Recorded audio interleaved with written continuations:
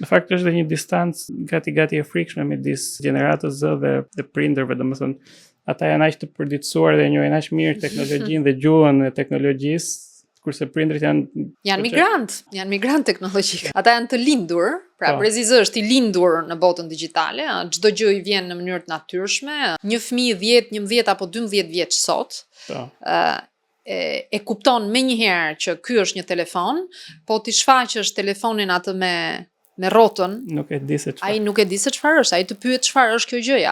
Kështu që absolutisht që kjo është u përket dhe u duket më e natyrshme kjo botë se sa çfarë i duket Brezit tim. Problemi, ajo çfarë duhet shtruar për debat, çfarë po shtrohet për debat është apo u bëjmë mirë. Dhe që telefoni krijon varësi, që telefoni dhe rrjetet sociale na kanë shpërqendruar, që na kanë shkatruar aftësinë për të përqendruar e gjitha këto.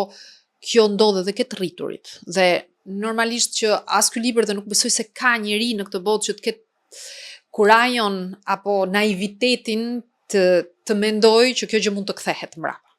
Që tani ne të kthehemi në njerëz në ludit dhe të shkatrojmë teknologjinë dhe të kthehemi në epokën e gurit, më thonjza. Çfarë po propozohet dhe unë personalisht vërtet jam shumë e bindur që ka të drejtë autori dhe është një gjë që duhet absolutisht trajtuar. Çfarë po propozohet është të vëmë kufi për fëmijët.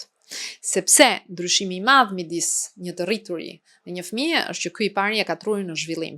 Dhe ndryshimet që po ndodhin në trurin e këtij fëmijës të ekspozuar në platforma teknologjike që nuk janë të menduara për një zhvillim të shëndetshëm, janë ndryshime permanente, janë të përhershme.